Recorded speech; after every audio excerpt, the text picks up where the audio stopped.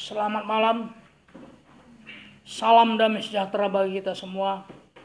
Tuhan Yesus memberkati kita. Juga teman-teman yang ada yang di Facebook yang mengikuti siaran langsung, saya mengucapkan selamat malam. Selamat mendengar firman pengajaran. Kita yakini, kita praktekkan sehingga firman ini sungguh-sungguh menjadi pelindung pemelihara dari segala gangguan macam masalah apapun di dalam kehidupan kita.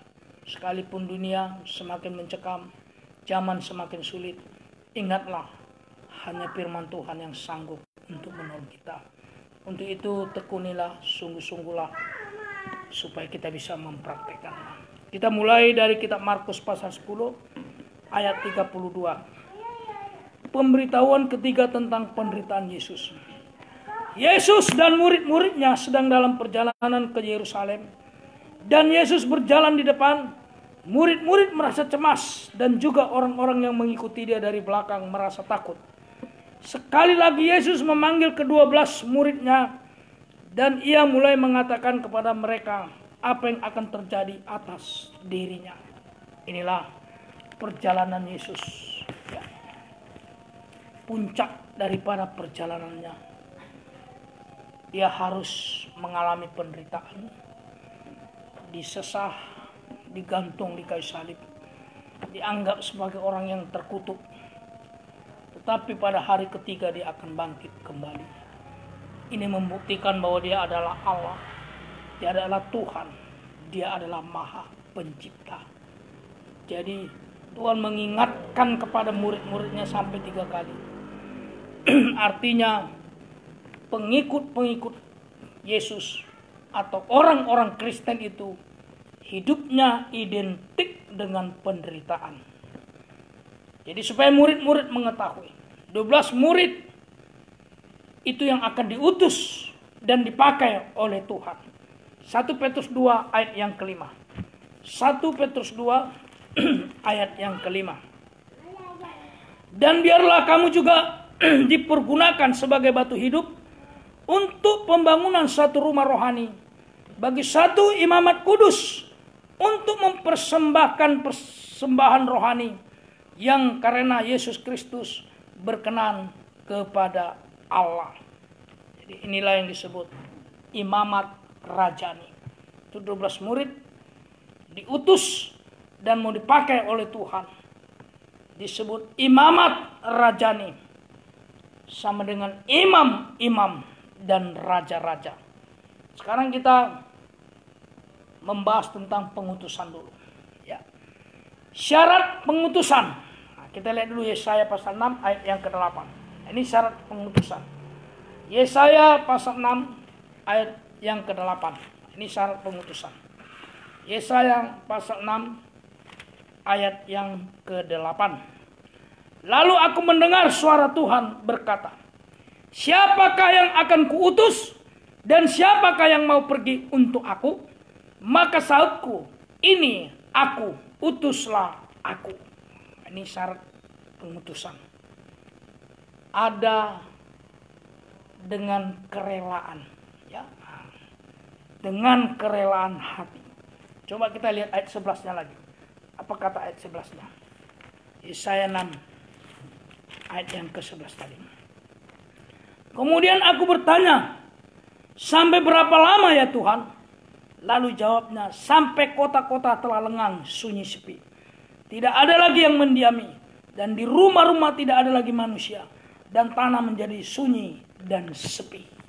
Inilah keadaan orang yang diutus. Ya. Siap untuk ditolak. Siap untuk ditolak. Jadi mau diutus ada kerelaan hati. Siap. Dan setelah diutus, siap untuk ditolak. Ya. Siap untuk ditolak. Tujuannya apa? Tujuan kita diutus, dijadikan murid, adalah untuk memperluas kerajaan sorga. Dimulai dari bumi ini. Nah, diperluas kerajaan sorga itu. Dimulai dari bumi ini. Roma pasal 11 ayat 25 sampai ayat yang ke-26. Roma pasal 11 ayat 25 sampai 26. Sebab saudara-saudara, supaya kamu jangan menganggap dirimu pandai, aku mau agar kamu mengetahui rahasia ini.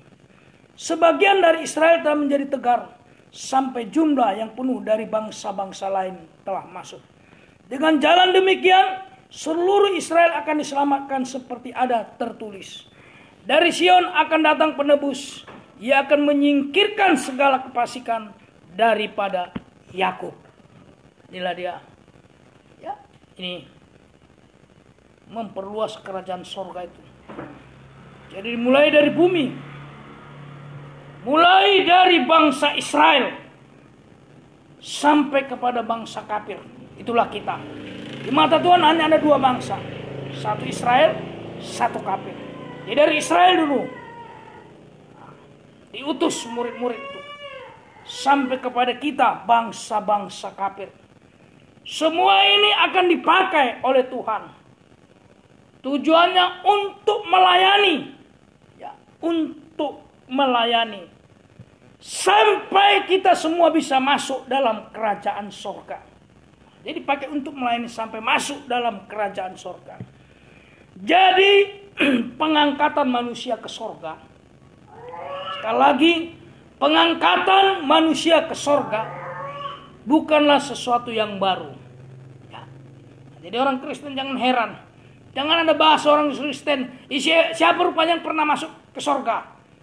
Bukan hal yang baru pengangkatan manusia ke sorga. Sebab itu sudah terjadi dari zaman ke zaman. Jadi ada 4 orang yang sudah terangkat ke sorga. 4 orang yang sudah terangkat ke sorga. Ya. Jadi dalam tabernakel itu bagaikan 4 tiang. 4 tiang pintu tirai. Bagaikan 4 tiang pintu tirai. Sama dengan masuk ruangan Maha Suci. 4 tiang itu. Setelah itu baru kita masuk ke ruangan Maha Suci. Di ruangan Maha Suci itu ada tabut perjanjian. Ya, ada tabut perjanjian. Itulah pertemuan antara Yesus tutup pendamai dengan gereja Tuhan sebagai petinya.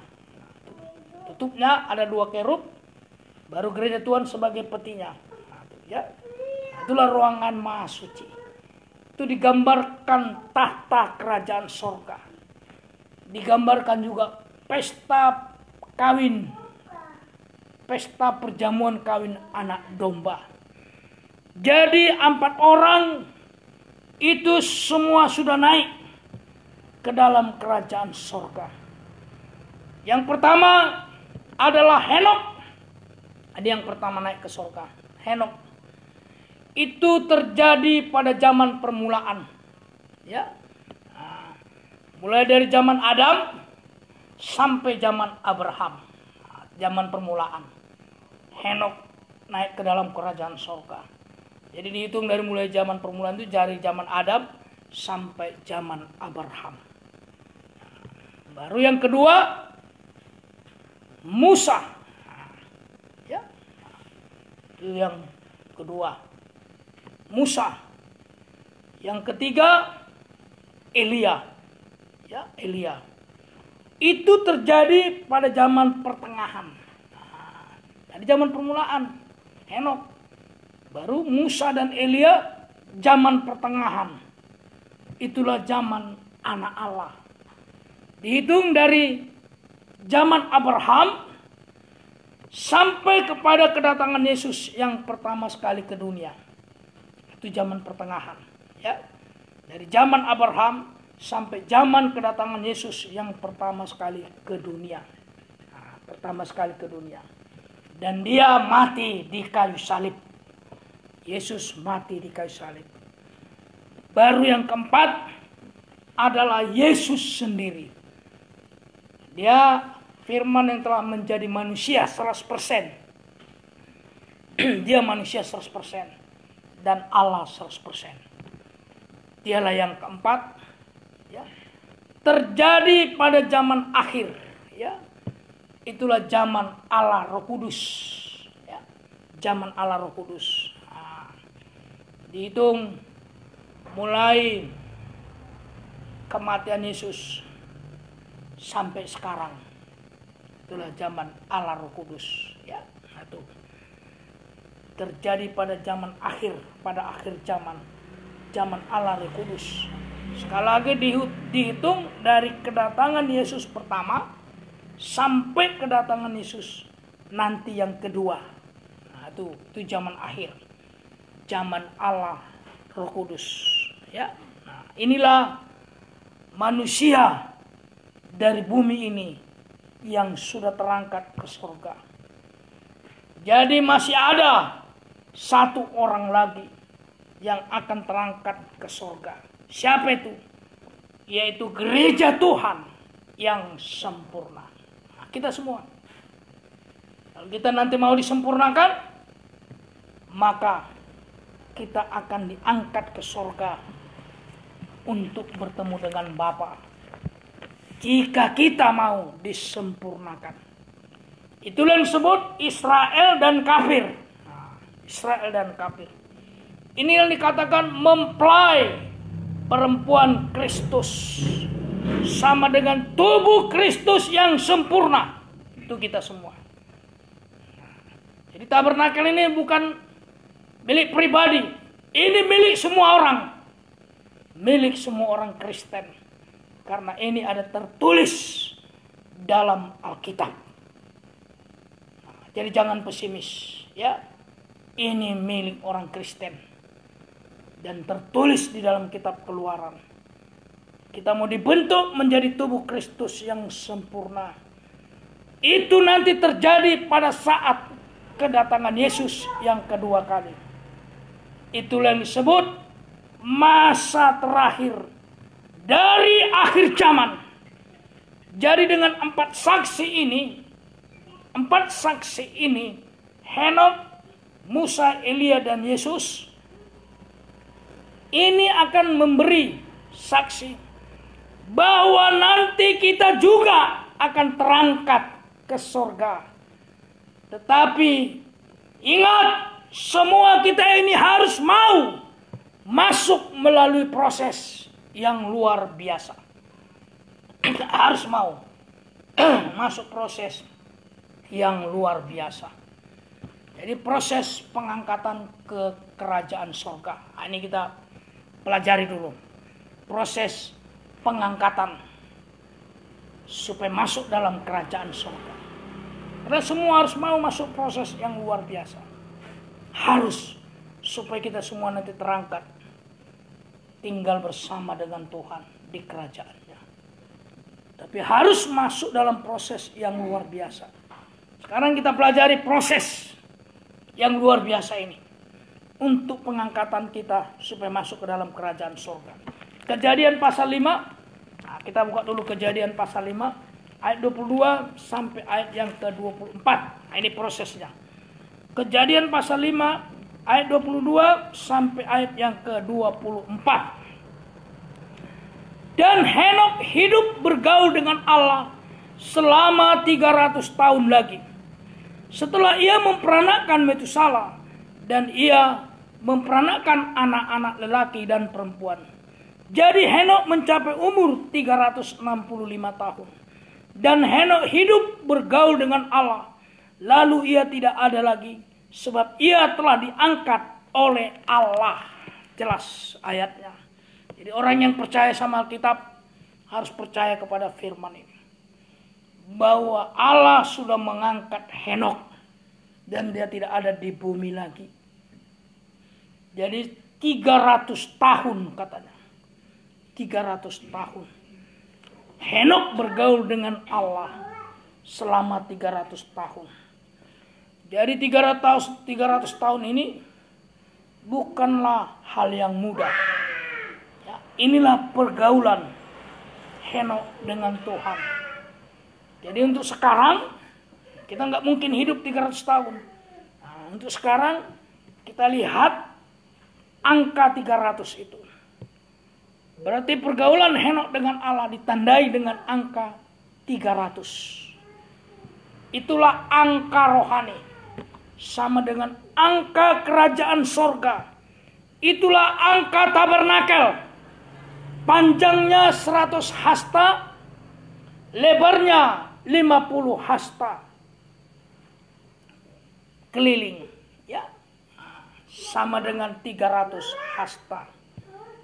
Panjang tambah panjang, 100 tambah 100, 200. Lebar 50 tambah lebar 50. Sama dengan 300 hasta.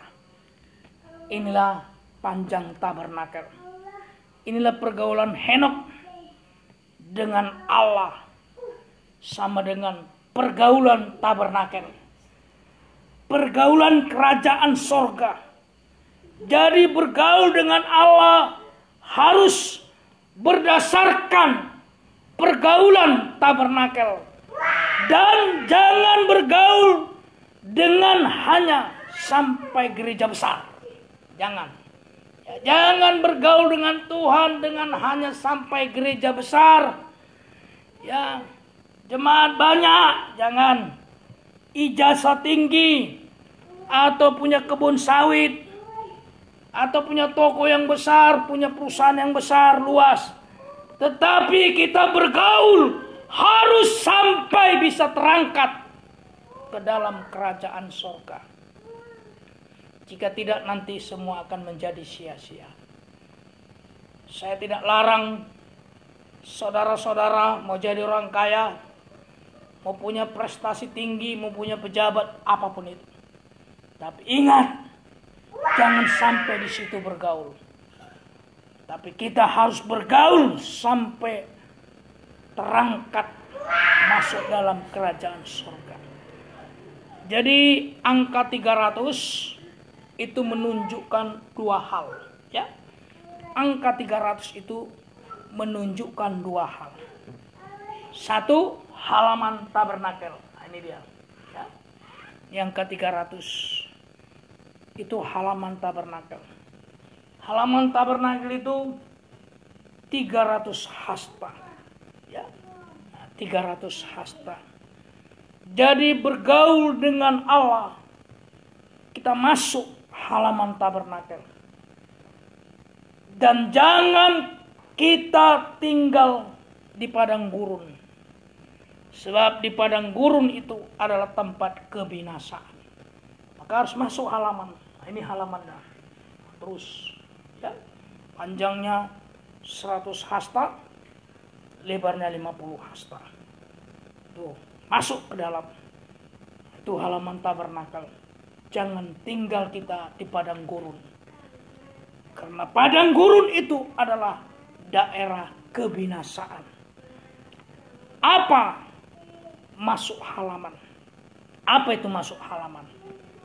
Prakteknya, ini.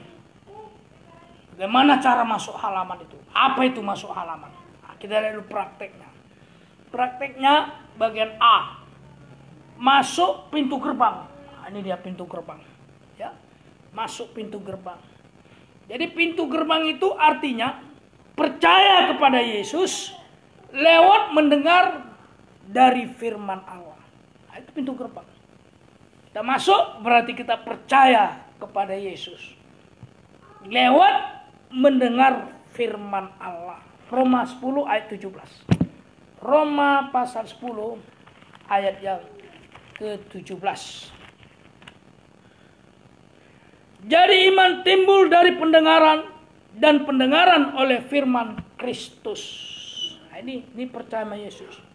Jadi kita percaya lewat mendengar firman. Itulah firman Kristus.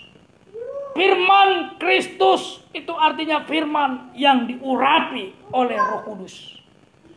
Jadi dalam urapan Roh Kudus, manusia itu menjadi sama di hadapan Tuhan. Itu kalau kita diurapi Roh Kudus. Ya, semua manusia itu menjadi sama di hadapan Tuhan. Itu kalau diurapi Roh Kudus. Mau kaya, mau miskin, ya, mau pejabat, mau karyawan, ya, mau pandai, bodoh. Kalau sudah kena urapan oleh Roh Kudus, itu menjadi sama di hadapan Tuhan. Ya. Dan kita mampu untuk mengerti firman Allah. Itu kalau kita sudah diurapi. Kita jadi bisa untuk mengerti firman Allah.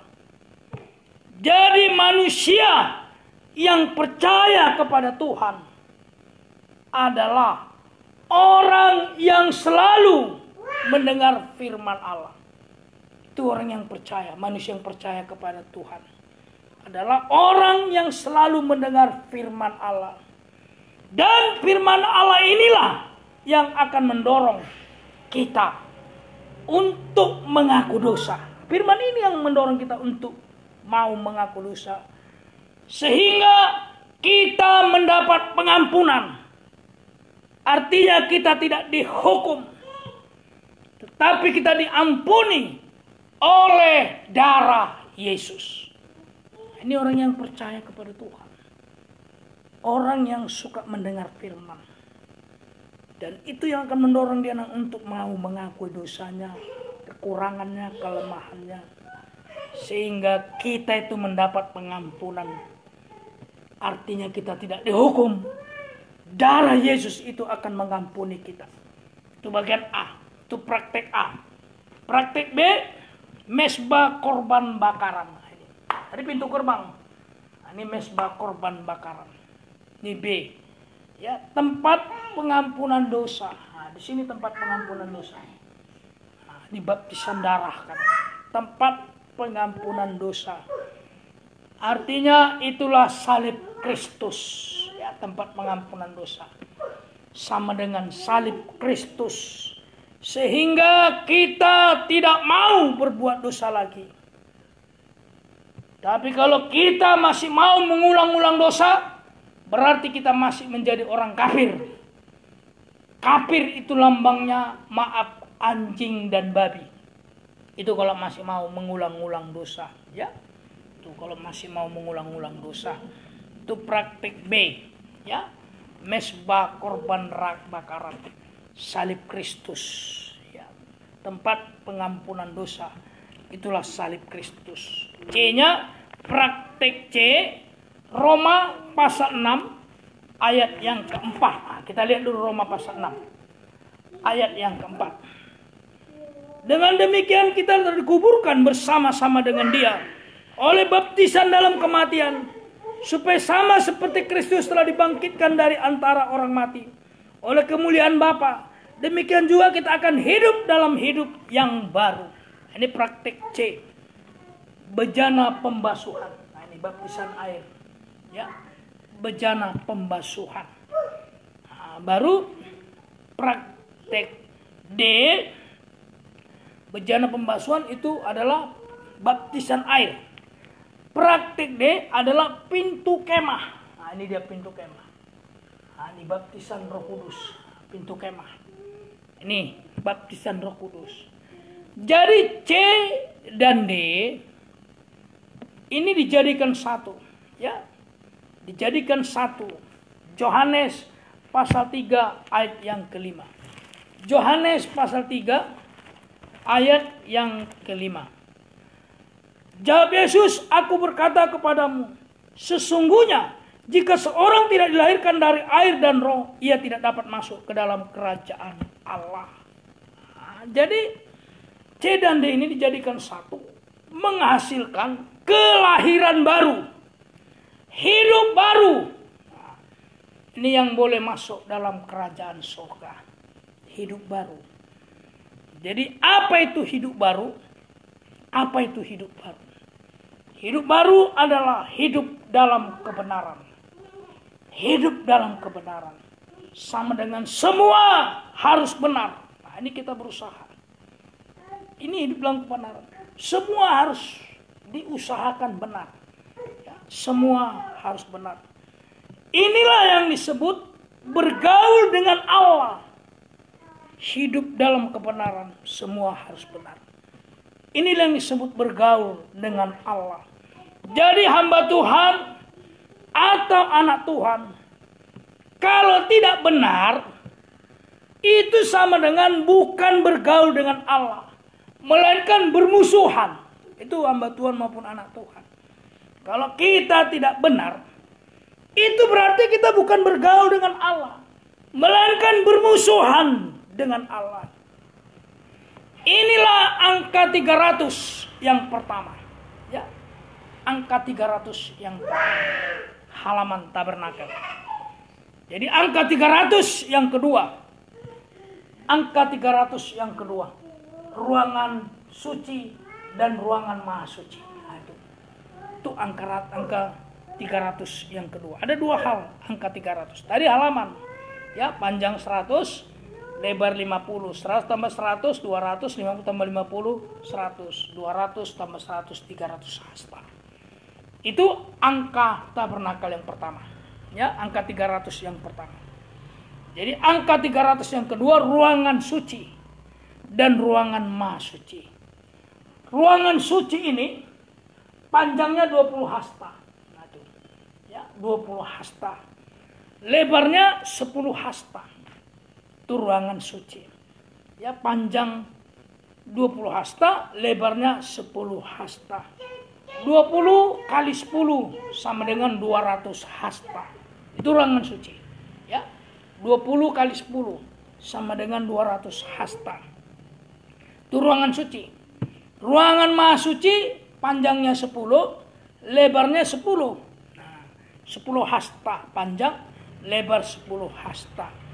Jadi 10 kali 10 sama dengan 100. Jadi ruangan suci tadi 200, ruangan maha suci 100. 200 tambah 100 sama dengan 300. Ya, 300 hasta. Itulah angka 300 yang kedua. Ruangan suci dan ruangan maha suci. Baru kita bisa terangkat ke surga. Masuk ruangan suci. Masuk ruangan suci itu sama dengan bergaul dengan Allah. Di ruangan suci ini kita sedang bergaul dengan Allah. Di situ ada 3 macam alat. Ya.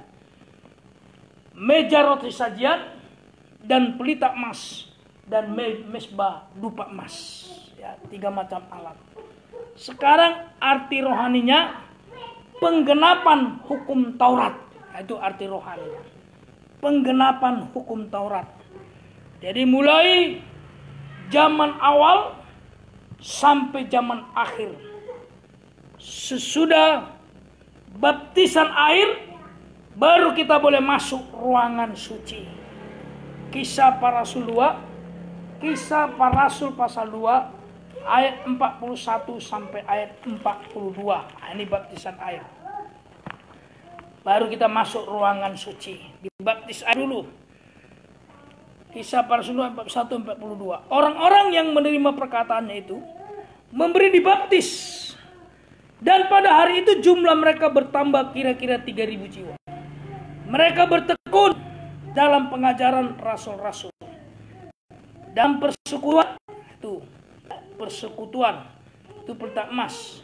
Dan mereka selalu berkumpul untuk memecah roti, itu meja roti sajian, dan berdoa, itu doa penyembahan. Itu hujan awal, ya, zaman awal. Itu pelita emas. Setelah dibaptis, baru mereka bersekutu. Itulah digambarkan pelita emas. Itu hal pertama. Pelita emas ini artinya bergaul dengan Allah Roh Kudus, yaitu menerima urapan Roh Kudus. Itu pelita emas.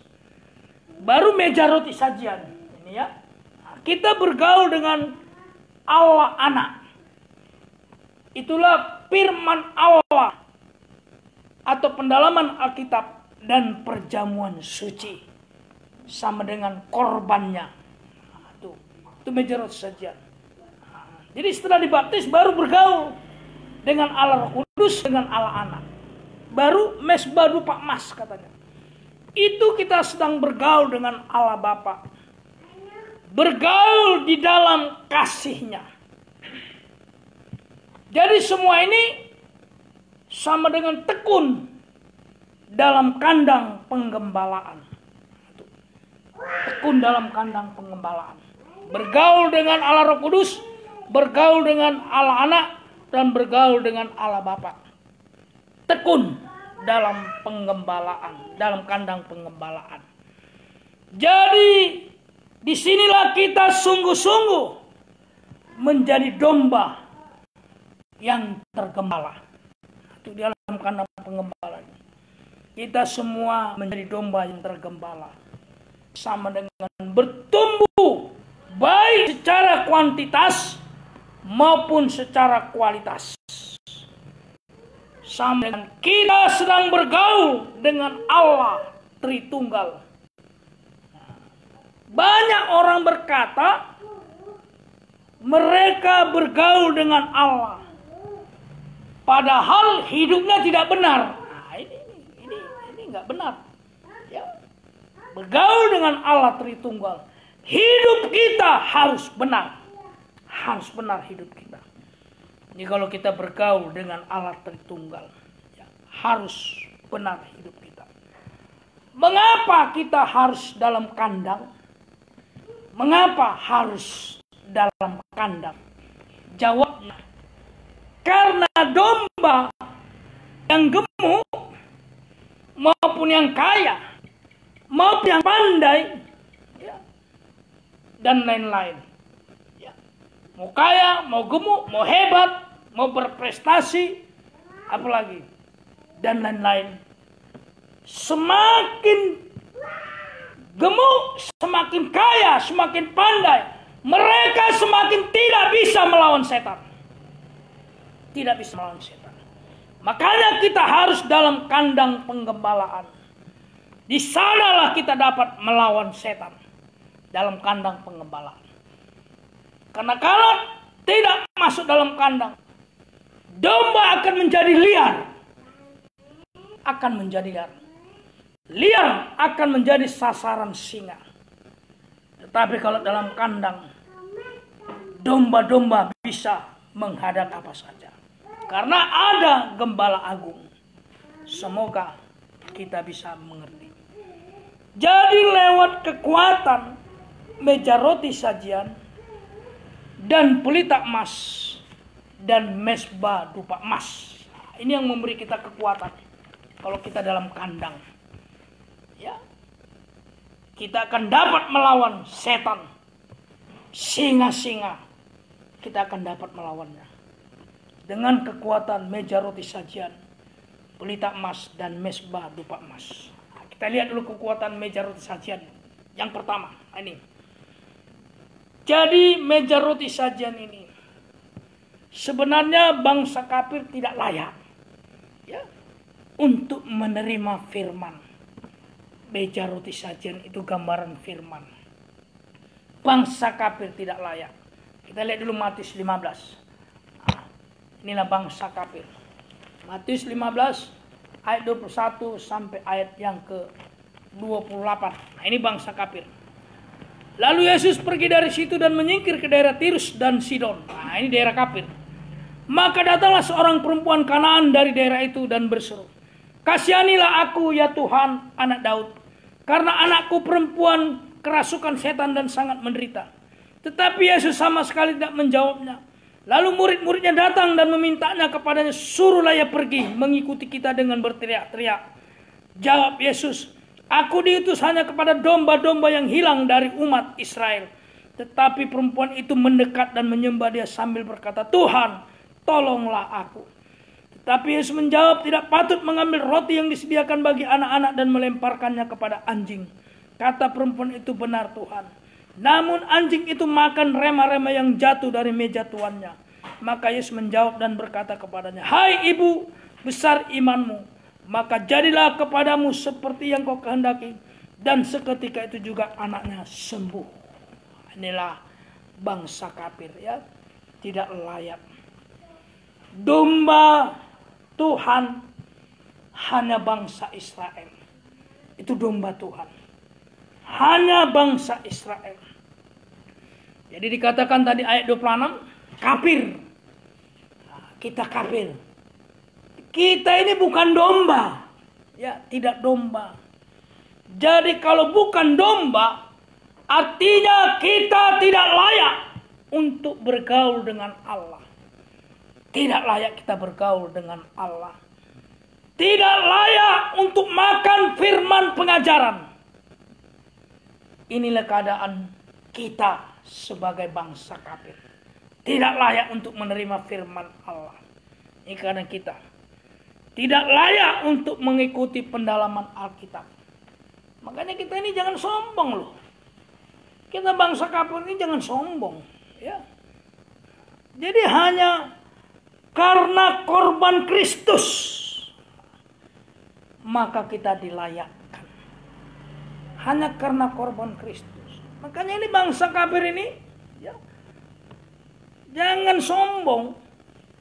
Kita bangsa kafir, ingat, tanpa firman Allah, bangsa kafir akan hidupnya hanya akan dirasuk oleh setan. Itu bangsa kafir. Kalau tanpa firman, hidup bangsa kafir hanya akan dirasuk oleh setan. Itu bangsa kafir. Makanya kita harus sungguh-sungguh merendahkan diri.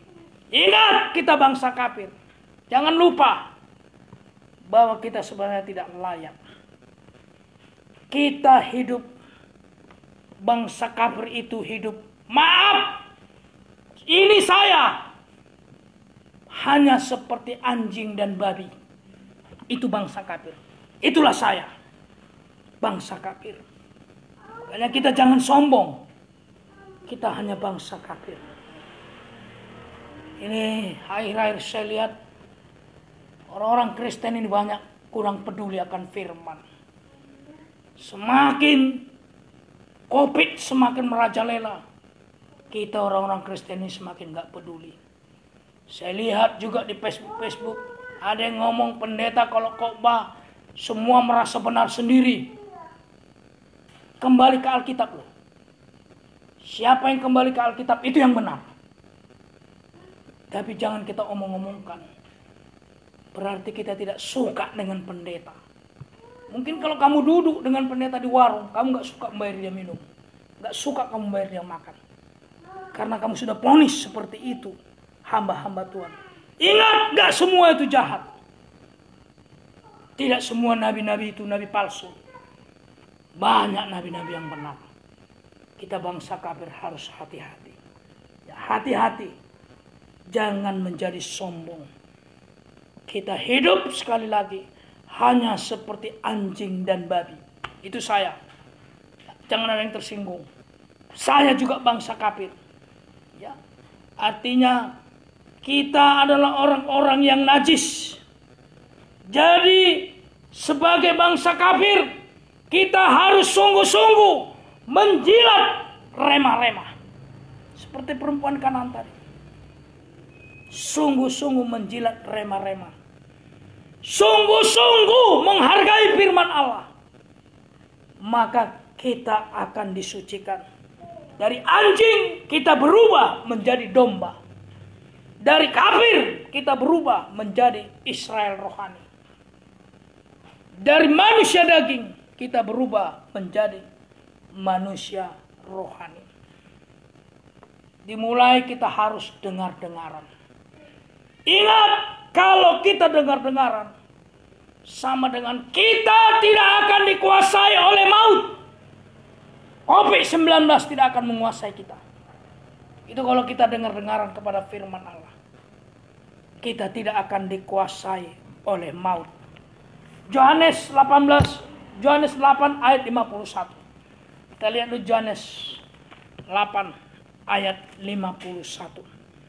Aku berkata kepadamu, sesungguhnya barang siapa menuruti firman-Ku, ia tidak akan mengalami maut sampai selama-lamanya. Jadi kalau kita dengar-dengaran kepada firman Allah, kita tidak akan dikuasai maut. Artinya, sekalipun nanti kita mati tubuhnya, kita akan dibangkitkan oleh Tuhan. Sama dengan terangkat. Inilah yang disebut tidak dikuasai maut. Sekalipun nanti kita mati tubuh, tapi kita akan dibangkitkan lagi oleh Tuhan. Dan kita akan terangkat masuk dalam kerajaan surga. Inilah yang disebut tidak dikuasai maut. Contoh, kita lihat di contoh Musa. Kita lihat contohnya Musa. Ulangan pasal 34 ayat yang kelima. Ulangan pasal 34 ayat yang kelima. Ulangan pasal 34 ayat yang kelima. Lalu matilah Musa, hamba Tuhan itu di sana di tanah Moab, sesuai dengan firman Tuhan. Itu Musa, itu contoh. Artinya, ya, Musa mati, dikatakan di situ sesuai dengan firman Allah. Ini kalau sesuai dengan firman Allah. Kita juga kalau mati kita sesuai dengan firman Allah. Apa kata ayat 6-nya? Dan dikuburkannya lah dia di suatu lembah di tanah Moab, di tentangan Bet Peor, dan tidak ada orang yang tahu kuburnya sampai hari ini. Ini kalau kita sesuai, mati dan hidup kita sesuai dengan firman Allah. Apa kata ayat ke-6? Tidak ada kuburannya. Artinya dia diangkat dalam kerajaan surga. Judas pasal 1 ayat yang ke-9. Judas pasal 1 ayat yang ke-9. Tetapi penghulu malaikat Mikael ketika dalam suatu perselisihan bertengkar dengan iblis mengenai mayat Musa, tidak berani menghakimi iblis itu dengan kata-kata hujatan, tetapi berkata, kiranya Tuhan menghardik engkau. Ini mayat Musa. Ya, mayat Musa tidak bisa dikuasai oleh iblis. Tidak bisa dikuasai oleh iblis. Jadi ingat, kalau anjing menjadi domba, maka semua masalah kita akan diselesaikan. Itu kalau anjing bisa menjadi domba, maka semua masalah kita akan diselesaikan. Dan kalau ada firman pengajaran, maka kita tidak akan dikuasai oleh maut. Itu kalau kita, ya, menerima firman pengajaran, maka kita tidak akan dikuasai oleh maut.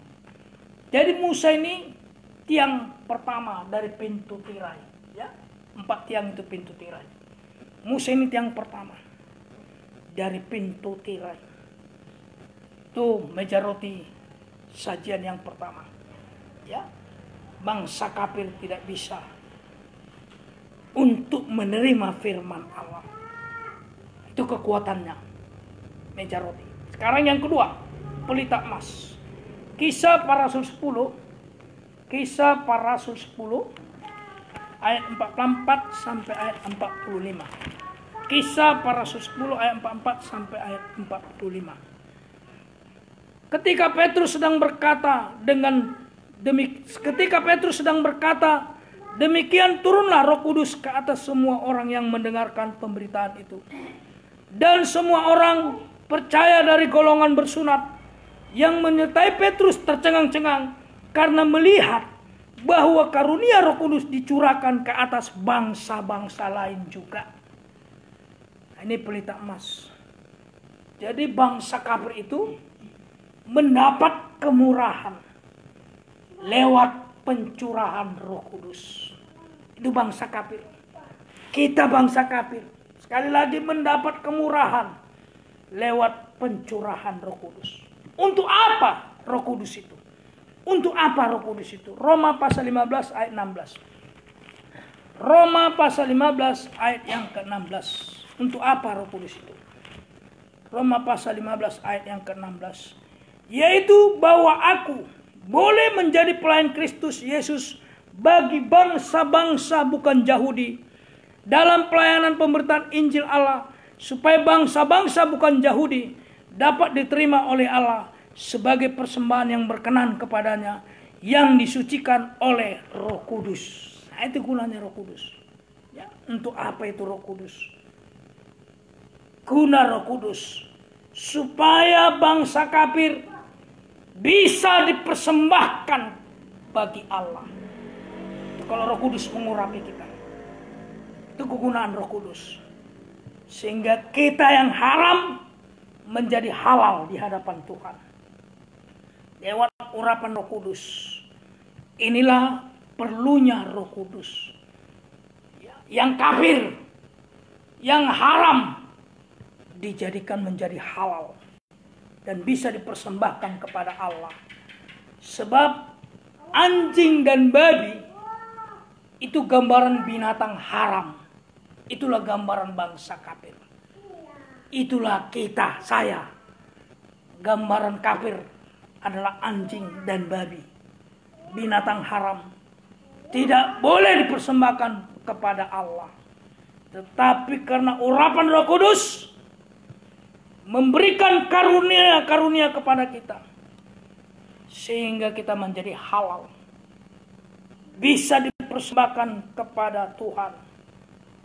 Dan lewat karunia-karunia itu memberikan kemampuan ajaib bagi kita, sehingga kita bisa melayani Tuhan. Haram menjadi halal. Kafir bisa melayani Tuhan. Dan diberikan lagi karunia-karunia oleh Roh Kudus, yaitu satu kemampuan ajaib untuk kita bisa melayani Tuhan. Itulah karunia-karunia Roh Kudus dan jabatan pelayanan. Itu disebut adalah jubah. Karunia-karunia Roh Kudus dan jabatan pelayanan itu sama dengan jubah.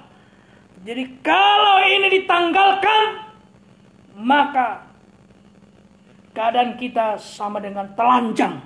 Jadi kalau ditinggalkan karunia-karunia Roh Kudus dan jubah pelayanan, keadaan kita sama dengan telanjang.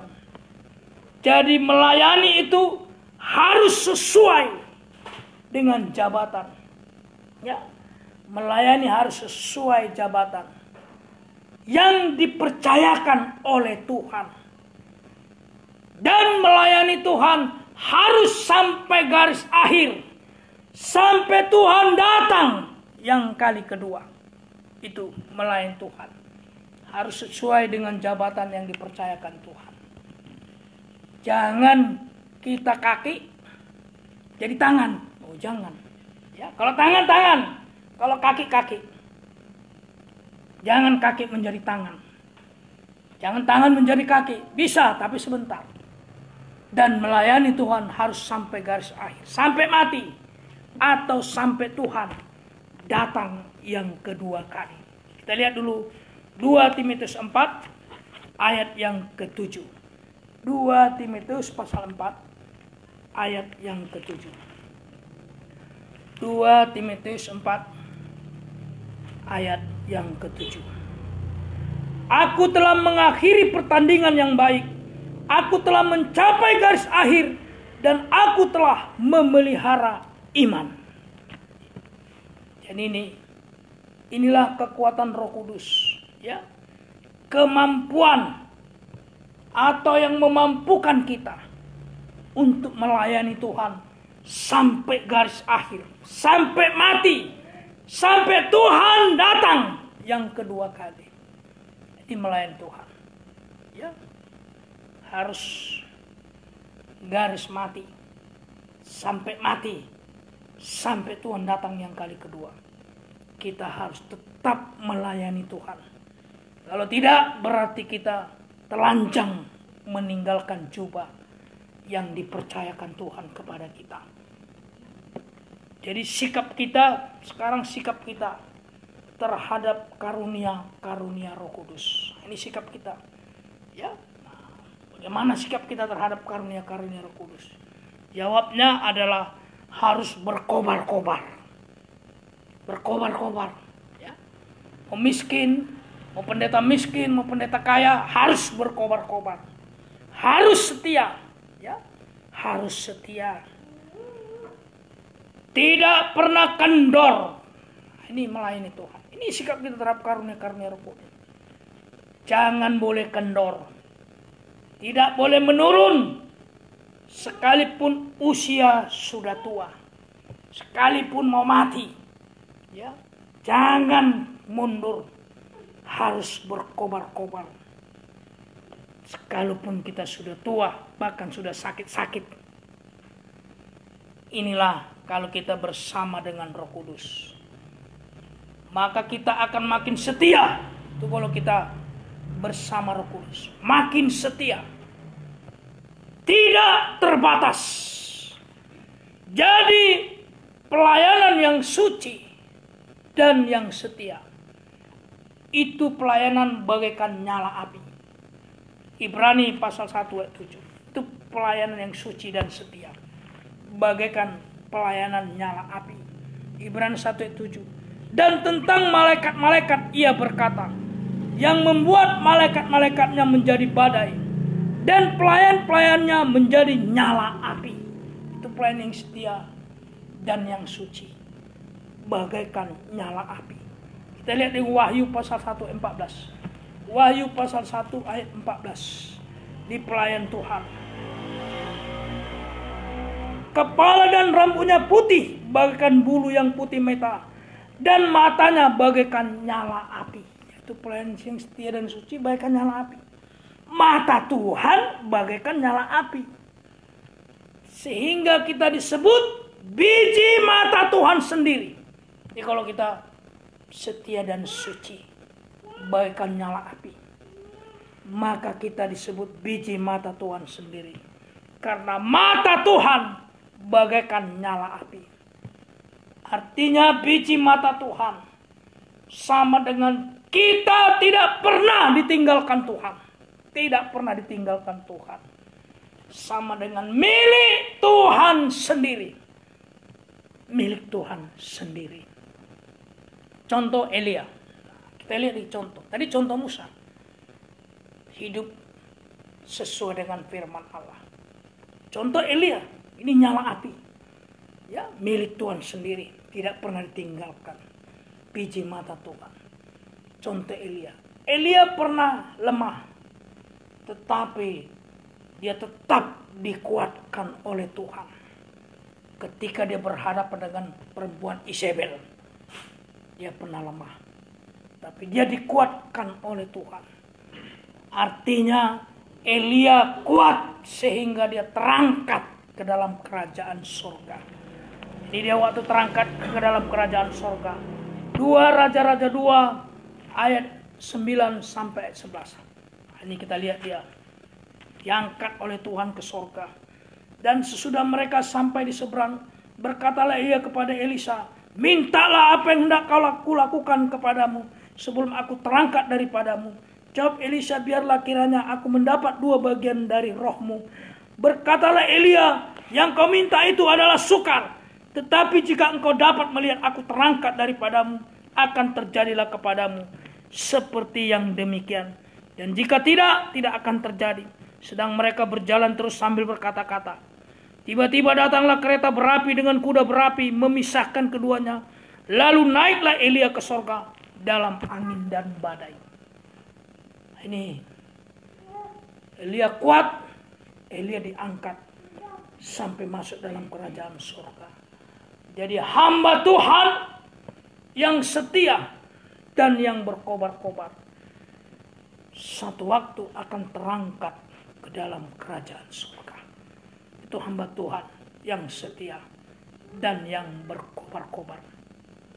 Jadi Elia ini juga adalah tiang yang pertama, salah satu tiang daripada tiang pintu tirai. Elia adalah satu tiang dari pintu tirai. Ada 4 itu tiang pintu tirai. Elia 1. Jadi Henok, Musa dan Elia sudah 3 tiangnya. Ya. Sekarang kekuatan mesbah dupa emas. Tadi kekuatan meja roti sajian. Yesus anak Allah. Firman. Kalau kita terima firman pengajaran, maka kita tidak dikuasai oleh maut. Baru pelita emas. Kita dari bangsa kafir bisa dipersembahkan kepada Allah lewat urapan Roh Kudus. Sekarang mesbah dupa emas. Bangsa kafir itu digambarkan anjing. Harus bisa menyembah Tuhan. Itu bangsa kafir. Ya, digambarkan anjing. Israel domba, kita anjing bangsa kafir. Dan harus bisa menyembah. Itulah mesbah dupa emas. Hakim-Hakim pasal 7 ayat 5 sampai ayat yang ke-6. Hakim-Hakim pasal 7 ayat 5 sampai ayat yang ke-6. Hakim-Hakim pasal 7 ayat 5 sampai ayat yang ke-6. Lalu Gideon, Hakim-Hakim pasal 7 ayat 5 sampai 6. Lalu Gideon menyuruh rakyat itu turun minum air, dan berfirmanlah Tuhan kepadanya, barang siapa yang menghirup air dengan lidahnya seperti anjing menjilat, haruslah kau kumpulkan sendiri. Demikian juga semua orang yang berlutut untuk minum. Jumlah orang yang menghirup dengan membawa tangannya ke mulutnya adalah 300 orang. Tetapi yang lain dari rakyat itu semuanya berlutut minum air. Inilah bangsa kafir. Jadi bangsa kafir harus berubah supaya kita bisa menyembah Tuhan. Kalau anjing biasa gitu, minum air, menjilat terus. Tapi Tuhan tidak mau. Harus dia ambil air dengan tangan, baru dia hirup dengan mulutnya. Itu sudah cukup untuk dibawa perang oleh Gideon. Harus bisa menyembah. Jadi untuk menang, kita pada saat itu tentara Gideon harus bisa menyembah Tuhan. Artinya mengulurkan tangan kepada Tuhan. Itu menyembah Tuhan. Mengulurkan tangan kepada Tuhan. Itu bangsa kafir. Jadi karakter kekafiran itu harus dibuang. Kita harus menjadi domba. Harus bisa menyembah. Arti menyembah adalah mengulurkan tangan kepada Tuhan. Supaya kita menang menghadapi persoalan masalah apapun. Maka dibawa tentara Gideon. Ada berapa ribu, ratus ribu. Tetapi hanya 300 yang minum air dengan mengulurkan tangan dan menghirup air. Dan itu sudah cukup untuk melawan musuh mereka yang beratus ribu banyaknya. Artinya asal kita bangsa kafir bisa menyembah, maka kita akan mengalami kemenangan. Ini kita lihat dulu hasilnya. Kalau bangsa kafir itu bisa menyembah. Ini hasilnya kita lihat Yesaya 49. Yesaya 49 ayat 14 sampai ayat yang ke-15. Yesaya 49 ayat 14 sampai ayat yang ke-15. Sion berkata, Tuhan telah meninggalkan aku dan Tuhanku telah melupakan aku. Dapatkah seorang perempuan melupakan bayinya sehingga ia tidak menyayangi anak dari kandungannya? Sekalipun dia melupakannya, aku tidak akan melupakan engkau. Inilah hasil kalau kita bisa menyembah Tuhan. Kalau kita bisa menyembah Tuhan, hasilnya tangan Gembala Agung akan menjadi bagaikan tangan seorang ibu memeluk dengan kuat. Memeluk dengan kuat. Tadi dikatakannya mungkin tangan ibu bisa bergeser, ya, bisa bergeser. Dalam ekonomi bisa bangkrut. Tapi tangan Gembala Agung, inilah tangan yang kuat, tangan yang mampu untuk memelihara kita. Tangan yang kuat, tangan yang mampu untuk memelihara kita. Sekalipun kita tidak berdaya di tengah-tengah dunia yang sulit ini. Mungkin kalau tangan manusia, ya, bisa bergeser bagikan ibu kepada anaknya. Mengenai ekonomi bisa bangkrut. Tapi kalau tangan Gembala Agung, tangan yang kuat, tangan yang mampu untuk menolong kita dalam ketidakberdayaan kita, yang mampu memelihara kita di tengah-tengah dunia yang sangat sulit ini. Di tangan Gembala Agung.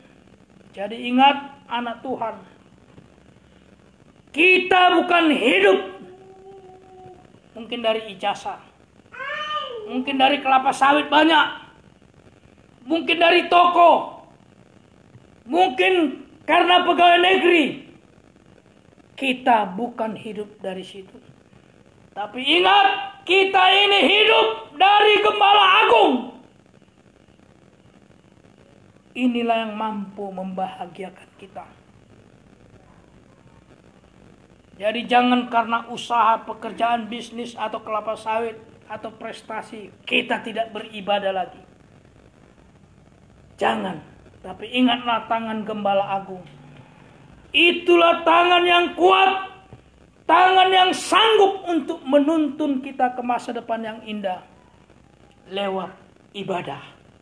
Jadi ibadah itu sangat perlu. Lewat ibadah Tuhan akan menolong kita.